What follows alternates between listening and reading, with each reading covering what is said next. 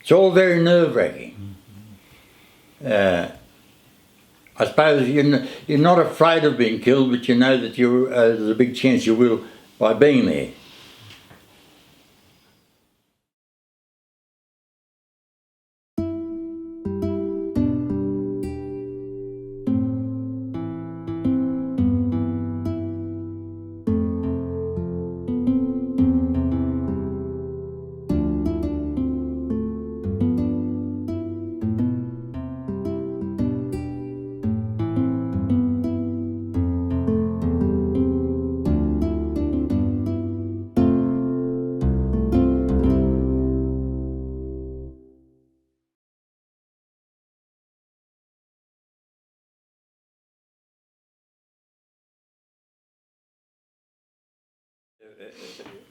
The first remembering of things I have is living at Numinbah on a Numinbah farm, grandfather's farm.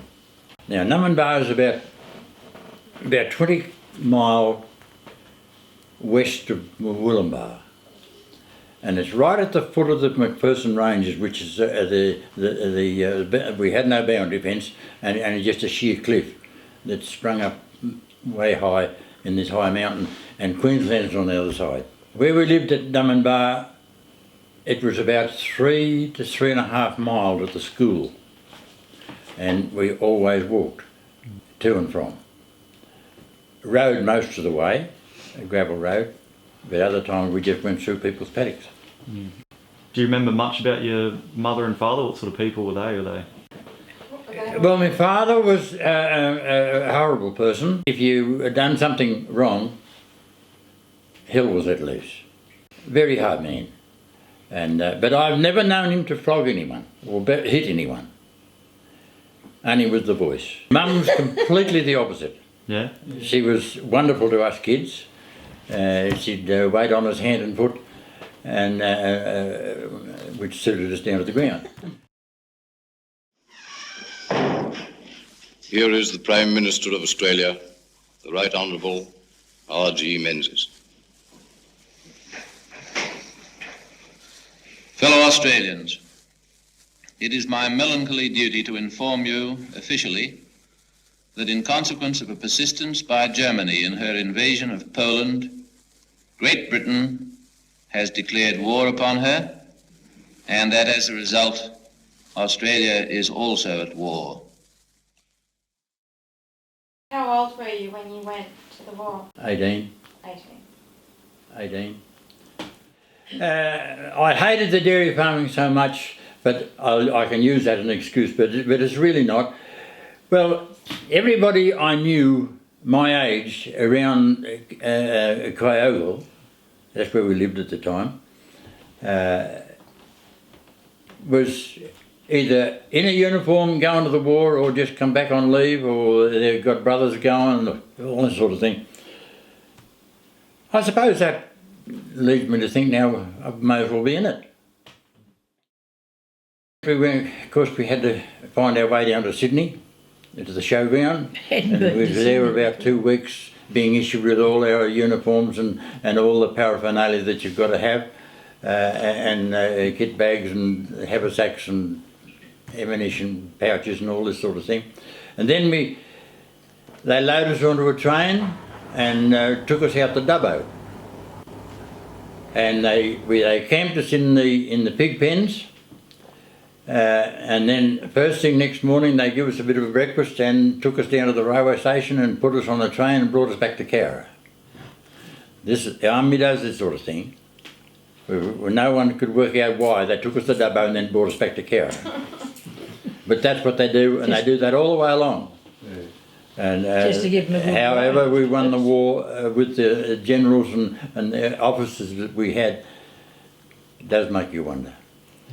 But they do the most stupid things, tell you to attack a position, and it's, you've got about 100 yards of clear country to cover before you get to where you can shoot at the Japs. But you've got to do that. You're just lucky if you get through without a scratch. And I was very fortunate that way. And then we went up to from Cowra we went up to Canungra on the Gold Coast, and we spent 9 weeks there. Jungle training that was, amongst wherever the timber was the thickest, that's where they'd take us. And then they took us 4 days and 4 nights on a train, a big long troop train, and we finished up at Cairns. And they put us on the trucks and took us up on the Atherton tablelands to Atherton. And we stayed there one night, loaded us back onto a great convoy of trucks and brought us down to Townsville. And we camped in the paddock there for 2 days, and then they took us down and put us on a boat and headed for New Guinea. But that was a beautiful trip, excepting for something that absolutely terrified every one of us. The boat, we went out through from Townsville because that's the safest way for a big boat to get in and out of the wharf. So they told us. And the sailors used to tell us these things. And we was heading, you could feel the boat turn and head north. And looking back, the wake behind a boat, it leaves a curdled up bit of water, and it wriggled all over the blooming place. And we couldn't work that out. And so one of us bailed up a sailor and asked, now, why don't you go a straight line? We'd get there a lot quicker. He said, because yesterday afternoon, the Jap subs sank a hospital ship that was heading back to Sydney. And if they zigging and zagging, if they zigged in the right time or zagged and the Jap fired a torpedo at us, there's a chance he may have missed.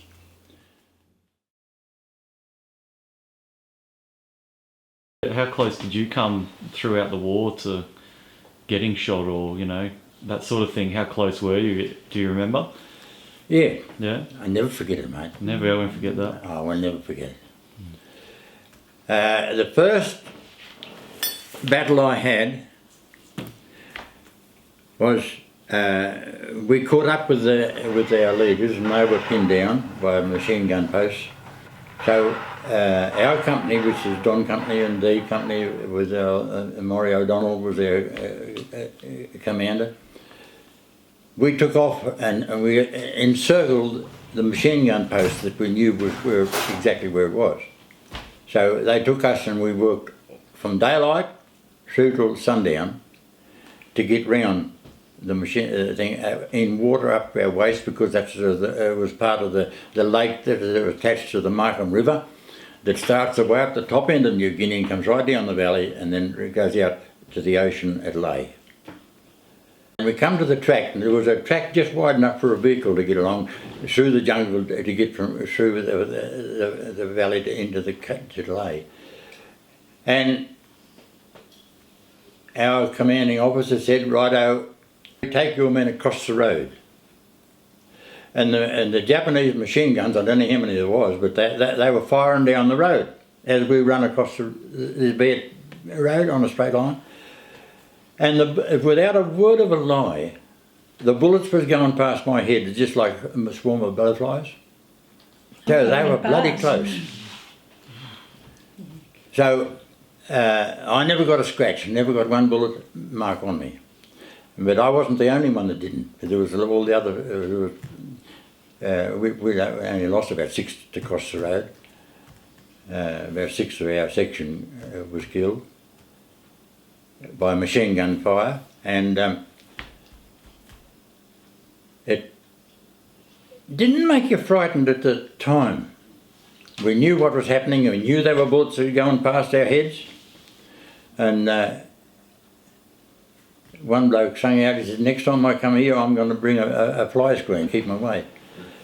But anyway, we got through into the jungle on the other side of the track and we circled out around, we all come in together and we took over the Japanese machine gun post, and there was 3 big machine guns in that, and they were firing like mad.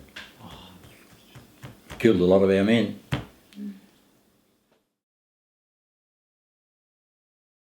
The worst thing that happened in the whole wide war, I reckon, was the morning before we went by truck out to the airport.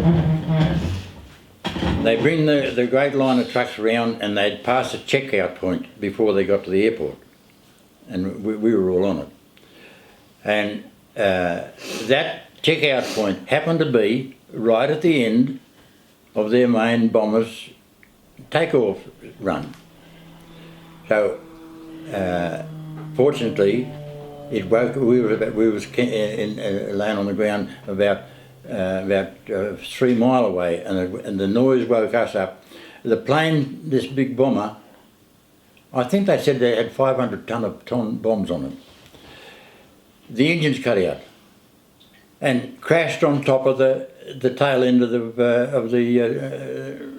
soldiers on the way to the airport to go, and killed 168, I think it was. Burned them alive.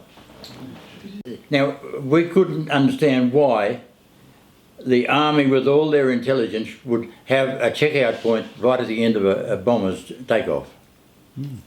Because the bomber had to come out and he had to rise very quick to get over the jungle to start with. And the motors cut out and then crashed on top of the plane, on top of the trucks. So, you know, what a hell of a mess. They told us later that there was 3 Dutchmen worked at the airport as a mechanic, and in among the debris where the plane crashed, they went through everything, and they found cotton wool in the petrol line.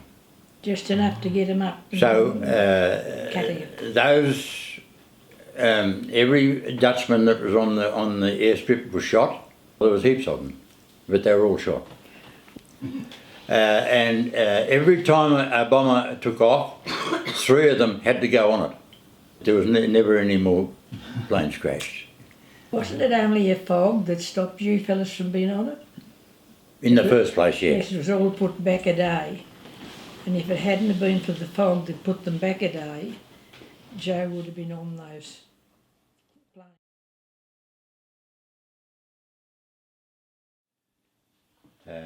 Right up the top end of the Ramu Valley, there is a sheer cliff that runs up out and then to the jungle on top. And the Japanese had a machine gun and a cannon on top of that, and they were giving us a bit of lively time. We couldn't get to them. It was all bare country, straight up a steep hill. What they saved our lives was a 25-pounder cannon. That means the shell weighs 25 pounds, and it's a bore about that much.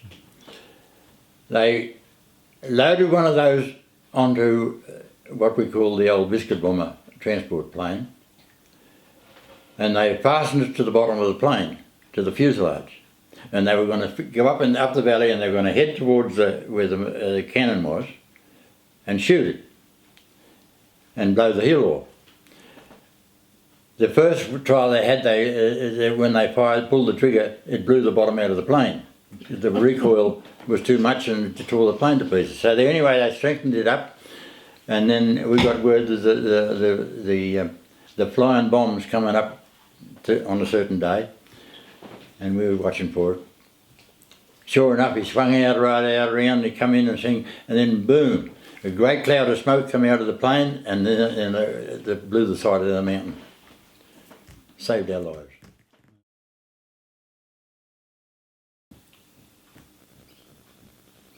What were the Japanese like to fight? Were they pretty crazy? Were they? Yeah. Quite crazy. If they thought they were had you finished and they were winning, they were good fighters. But as soon as they start to, when we were getting the better of them, they'd clear. At the time, like when your mates were getting shot, like was that hard at the time, or you just had to sort of forget it and try and move on? It totally ignored, mate. Yeah, you just took it. You had to. Didn't have time to think of anything else, only what you had to do yourself, and look after and get behind the nearest tree that you can find. So the natives helped you. Oh, the Fuzzy Wuzzy Angels, they were absolutely marvellous. Yeah. Yeah. Absolutely marvellous. They did all our stretcher bearing, but as soon as our stretcher bearers would get our wounded back a little bit, they'd hand it over to the natives, and they'd treat the stretcher with a wounded soldier on it as if it was a lump of gold. Yeah. They were marvellous. The Fuzzy Wuzzy Angels took me out of the Finisterre Ranges right up the top end, and carried me down to the plain, down to the level country where the plane could land, and it took me back to Nadzab. That's where our biggest hospital was built, and I had malaria,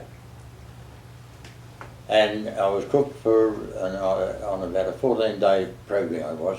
But anyway, I got better, and they put me back on the plane and took me back up to the top again. We barely got off the ground and headed north up the valley, and this fighter, this small plane was circling over the top of our plane load of wounded soldiers going back to work. And we didn't take any notice of it. We thought we knew there wasn't very many Japanese Air Force about anywhere. But anyway, this plane circled around for a while, and bang! Frightened the living daylights out of it. About halfway along the fuselage, about just a bit above my head, there was a hole, went in one side and out the other.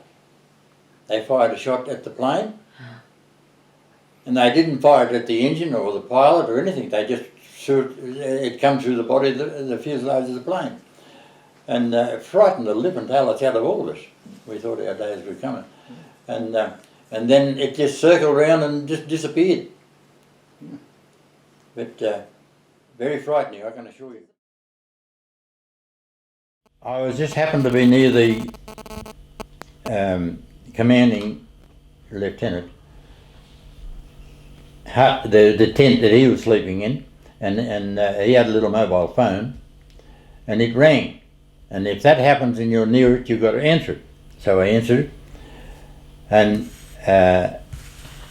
he said, "Is Murray O'Donnell awake?" "No, but I'll wake him."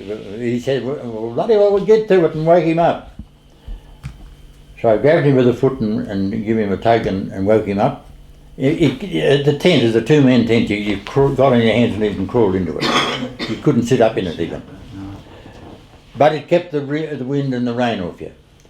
And Murray was, the lieutenant was on the phone, and I heard him say, "Get everybody out of bed and pack up all their gear and have the site completely clear of all of your stuff within an hour. And get down here onto the airport. You're going home." Oh, you're joking. It wasn't as good as on the dairy farm. You should have stayed on the farm. No. But one of the good things about that sort of a show, that you're mixed up with a lineup of men, and you become very close friends, because every man depends on the other fellow, and the other fellow depends on you. There was one bit of advice to help How to them live a start good their life. life. Well, my advice to anyone, if you decide on something, now one of your biggest battles is to decide on what you really wanted to do. And if you really wanted to do, whether it's playing cricket or tennis or football or whatever, or mucking about with sheep or cattle, make up your mind, that's what I'm going to do, and I'm going to do it come hail or shine. Harry Smith was our sergeant on our little section of 12 men. And I met up with him at a reunion that somewhere we went to once. Achievement. And I said, there's only one thing about you, Harry, that I didn't like. And I still don't like you for doing it. And he said, now Partridge, I will know as Partridge. What was that? And I said, you always sent me out on a Ford Scout. Now that is the most unsettling, nervous situation that anybody, and I don't care who it is, would ever get into. Now a Ford Scout, they put out 2 scouts, one just halfway in front of the main mob, but the Forward Scout was to see everything. That's what he was there for. You mustn't let anything, the possibility of a Jap soldier sitting there, you can't not see him. You wouldn't be game not to.